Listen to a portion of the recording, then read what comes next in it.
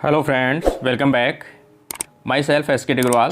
और आज अपन डिस्कस करेंगे इस वीडियो के अंदर एम्ब्रियोलॉजी ऑफ प्लांट्स के अंदर अपन एम्ब्रियोलॉजी से जो सीरीज चला रखी है अपन ने लास्ट जो 15 क्वेश्चन है उसके बारे में अपन पहले डिस्कस कर चुके हैं और अभी अपन जो नेक्स्ट 15 क्वेश्चन है उनके बारे में डिस्कस करेंगे। और ये वीडियो खास तौर से उन सभी फ्रेंड्स के लिए है या सभी स्टूडेंट्स के लिए हैं जो खास तौर से स्कूल लेक्चरर या बायोलॉजी सब्जेक्ट या बोटनी सब्जेक्ट से किसी भी कॉम्पिटिटिव एग्जाम की प्रिपरेशन कर रहे हैं, लाइक एज असिस्टेंट प्रोफेसर है, स्कूल लेक्चर है, सेकंड ग्रेड है, लैब असिस्टेंट है, या किसी भी कॉम्पिटिटिव एग्जाम की आप प्रिपरेशन कर रहे हो तो ये जो क्वेश्चन है वो लास्ट ईयर के अंदर पूछे गए हैं और काफ़ी हेल्पफुल होंगे आपके लिए। अगर आप चैनल पे फर्स्ट टाइम है तो चैनल को सब्सक्राइब जरूर कर ले और बेल आइकन जरूर ऑन रखें ताकि आपको इस प्रकार के जो नोटिफिकेशन है वो आपको अवेलेबल हो सके। और अपने फ्रेंड्स तक जरूर शेयर कीजिए जो इस प्रकार की कॉम्पिटिटिव एग्जाम की प्रिपरेशन कर रहे हैं। अभी अपन क्वेश्चन नंबर 16 से स्टार्ट करते हैं।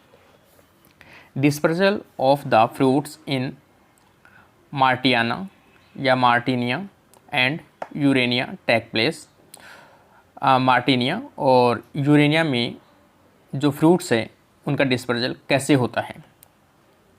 तो यहाँ पर उनका जो डिस्पर्सल होता है वो होता है मोड एनिमल्स के द्वारा उनका डिस्पर्सल होता है एक जगह से दूसरी जगह के ऊपर। तो यहाँ पर इसका जो राइट आंसर आ जाएगा वो आ जाएगा बी ऑप्शन, एनिमल्स।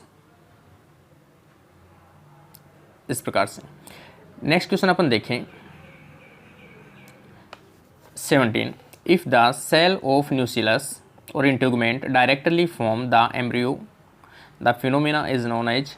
तो अपन जानते भी हैं जब कोई भी एम्ब्रियो सेक है उसके चारों तरफ जो न्यूसिलस या इंटेगुमेंट के द्वारा डायरेक्ट एम्ब्रियो का फॉर्मेशन कर दिया जाता है तो उसे अपन क्या बोलते हैं? तो उसे एडवेंटेटिव एम्ब्रियोनी कहते हैं। और ये एडवेंटेटिव एम्ब्रियोनी जो होता है या एम्ब्रियो जो होता है वो कैसा होगा? डिप्लॉयड होगा। सीधी सी बात है, क्योंकि जो न्यूसिलस के सेल या इंटेगुमेंट की सेल्स होती है वो कैसी होती है? डिप्लॉयड होती है। और उससे बनने वाला जो एम्ब्रियो है वो भी कैसा होगा? डिप्लॉयड होगा। और इस प्रकार जो करेक्टर हैं खास तौर से सिट्रस और सिट्रस फैमिली के अंदर देखने को मिलता है। तो यहाँ पर इसका जो राइट आंसर होगा वो आ जाएगा ए ऑप्शन। नेक्स्ट क्वेश्चन अपन देखें। निम्नलिखित ओव्यूल में से एम्ब्रियो सेक घोड़े की नाल के आकार का होता है। तो घोड़े की नाल जो है उसके आकृति का जो होता है वो होता है एम्फीट्रोपस ओव्यूल।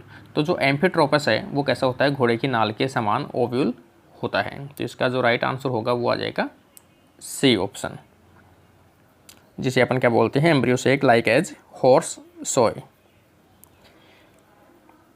और इसमें कैरेक्टर क्या होता है? ये हल्का सा इन्वर्टेड होता है, मतलब सीधा ना होकर हल्का सा क्या होता है? इन्वर्टेड होता है, थोड़ा सा उल्टा प्रकार का या तिरछा प्रकार का दिखाई देता है। नेक्स्ट क्वेश्चन अपन देखें। Pollination by the agency of water in submerged plant is called. तो सबमर्ज्ड जो प्लांट है मतलब जो वाटर के अंदर डूबे हुए रहते हैं, सबमर्ज हल्के डूबे हुए रहते हैं, हल्के बाहर रहते हैं। सबमर्ज का नाम समझ भी जाते हो आप। सबमर्ज प्रकार के जो प्लांट्स होते हैं उनमें जो पोलिनेशन होता है उसे अपन क्या कहते हैं? तो उसे अपन कहते हैं हाइपोहाइड्रोफिली। तो ये जो कंडीशन है इसे अपन क्या कहते हैं? हाइपोहाइड्रोफिली कहते हैं। यहाँ थोड़ा सा करेक्शन है इसके अंदर, तो ये आप देख लेना, ये हाइपो है, HYPO, यहाँ पर हाइपोहाइड्रोफिली है ये। तो इस प्रकार से सबमर्ज के अंदर ये जो है पोलिनेशन देखने को मिलता है। नेक्स्ट क्वेश्चन अपन देखें 20। The pollination occurring between two different flower. देखो दो फ्लावर हैं, उनके बीच में क्या होता है? पोलिनेशन होता है। Located on different branch of the same plant. अपन जानते हैं कि ये जो एक प्लांट है यहाँ पर दो फ्लावर हैं, इसके ऊपर कैसा है? स्टेमन है और इसके ऊपर कैसी है? स्टिग्मा है। अगर ये जो पोलन ग्रेन है ये इसी प्लांट के फीमेल फ्लावर के ऊपर आकर गिरता है तो दोनों देखो कंडीशन कैसी है? एक ही प्लांट है, एक ही प्लांट के दो क्या हैं? फ्लावर हैं, मतलब है तो सेल्फ पोलिनेशन ही ये। लेकिन सेल्फ पोलिनेशन किस प्रकार का सेल्फ पोलिनेशन है? तो अपन इसे कहेंगे जो जिटेनोगेमी। तो इसे अपन क्या कहेंगे, जिटेनोगेमी के नाम से जानते हैं, क्योंकि ये सेल्फ पॉलिनेशन का टाइप है। एक ही प्लांट के दो ब्रांच के बीच में, दो ब्रांच के ऊपर उपस्थित फ्लावर के बीच में यदि पॉलिनेशन होता हो तो उसे अपन क्या कहते हैं, जिटेनोगेमी के नाम से जानते हैं। तो यहाँ पर अपना जो राइट आंसर होगा वो आ जाएगा जिटेनोगेमी।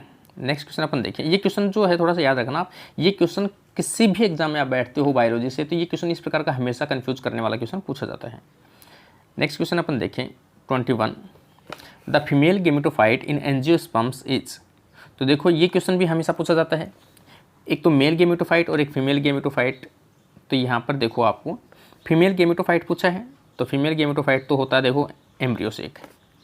अगर ये मेल गेमेटोफाइट पूछा तो यहाँ पर आ जाएगा पोलन ग्रेन। ये आपको दोनों एकदम याद रखने हैं, mail gametophyte pollen grain, female gametophyte embryo sac. क्योंकि नाम से ही है फीमेल गेमेटोफाइट, गेमेटोफाइट का मतलब है जिसके अंदर गेमेट्स बनते हैं, तो गेमेट्स किसके अंदर बनते हैं, एम्ब्रियोसेक, क्योंकि एम्ब्रियोसेक के अंदर ही मेल जो एग है वो बनता है। तो इस प्रकार से ये इसका राइट आंसर होगा। नेक्स्ट क्वेश्चन अपन देखें, the mail gametophyte in angiosperm is. देखो ये वापस क्वेश्चन आ गया, मैंने अभी आपको बताया भी था आपको कि जो मेल गेमेटोफाइट है वो कौन सा आएगा। तो हमेशा मेल गेमेट जो बनते हैं वो किसके अंदर बनते हैं, पोलन ग्रेन्स के अंदर बनते हैं। तो पोलन ग्रेन जो एक्ट एज ए किसके रूप में काम करेगा, मेल गेमेटोफाइट के रूप में काम करता है, क्योंकि ये पोलन ग्रेन है। और इसके अंदर जो कंडीशन आती है, इस प्रकार की दो सेल्स होती हैं, एक वेजिटेटिव सेल्स होती है और दूसरी जो होती है वो जनरेटिव सेल होती है। और जनरेटिव सेल से जो है इसमें कुछ टाइम के बाद में इसमें डिवीजन होता है। और यहाँ से अपन देखें इस प्रकार की कंडीशन बनेगी,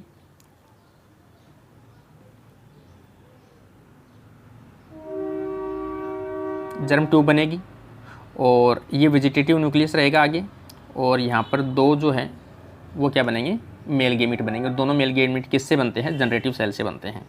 तो ये जो कंडीशन मेल गेमिट जो है वो क्या कहलाएगा, अपना पोलन ग्रेन कहलाएगा। नेक्स्ट क्वेश्चन अपन देखें 23, in which part of the wheat grain the food is stored. देखो जो व्हीट ग्रेन है जो अपन नॉर्मली अपन देखते हैं इस प्रकार से, जो व्हीट ग्रेन है इसके अंदर जो फूड जो है वो किसके रूप में देखने को मिलता है। तो फूड जो है वो देखने को मिलता है एंडोस्पर्म के रूप में यहाँ पर। तो इसका जो राइट आंसर जो होगा वो कौन सा होगा, एंडोस्पर्म होगा, क्योंकि एंडोस्पर्म जो है वो एक्ट एज इसमें स्टोरेज के रूप में प्रेजेंट होता है। नेक्स्ट क्वेश्चन अपन देखें, in which of the following type of embryo sac antipodal cells are absent. तो देखो एंटीपोडल सेल्स जो है वो कौन से एम्ब्रियो सैक के अंदर एब्सेंट होता है। तो इस प्रकार की जो कंडीशन है जिसके अंदर एग तो प्रेजेंट है, सिनर्जिड सेल भी प्रेजेंट है और अपन कहें पोलार न्यूक्लियाई भी प्रेजेंट है। तो ये जो कंडीशन है यहाँ पर अपन ये कह सकते हैं, ये कंडीशन कह सकते हैं जिसमें चार सेल्स चार न्यूक्लियस प्रेजेंट होता है। तो ये जो कंडीशन है वो देखने को मिलता है ओइनोथेरा टाइप के अंदर, इस प्रकार का जो है वो देखने को मिलता है। तो इसका जो राइट आंसर होगा वो आ जाएगा ओइनोथेरा। तो यहाँ पर इसका राइट आंसर होगा जिसके अंदर एंटीपोडल सेल्स क्या होती है, एब्सेंट होती है। नेक्स्ट क्वेश्चन अपन देखें 25, सीड डेवलप फ्रॉम। तो सीड का जो निर्माण होता है वो कहाँ से होता है। तो अपन जानते भी हैं कि जो ओवरी होती है वो तो क्या बनाती है, फ्रूट, और ओव्यूल जो है वो बनाता है सीड। तो यहाँ पर अपना जो राइट आंसर आ जाएगा वो आ जाएगा ओव्यूल, जिससे क्या बनता है, सीड का फॉर्मेशन होता है। और सीड के ऊपर जो इंटेग्यूमेंट बनता है, सीड के ऊपर जो इंटेग्यूमेंट होता है वो क्या कहलाता है, इसका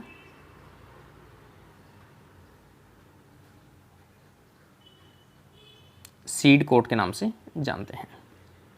नेक्स्ट क्वेश्चन अपन देखें 26, the most durable organic matter which has helped in the preservation of fossils, spore and the pollen grains. मतलब पोलन ग्रेन का ऐसा कौन सा मटेरियल, ऑर्गेनिक मटेरियल है जो उसको काफ़ी लॉन्ग टाइम तक के लिए उसको स्टोर कर सकता है, उसको प्रिजर्व कर सकता है, उसको फॉसिल्स के रूप में अपन वो पाया जाता है। तो ऐसा कौन सा मैटर है? तो यहाँ पर अपन देखें तो उसमें सीधी सी बात है, जो अपन स्पोर्स बनाते हैं तो इस प्रकार की एक कंडीशन आती है जिसके अंदर इस प्रकार की एग्जाइन प्रेजेंट होती है, जो कैसी होती है, हार्ड होती है। इस प्रकार से ये कंडीशन देखने को मिलती है। तो ये जो कंडीशन है ये कहलाती है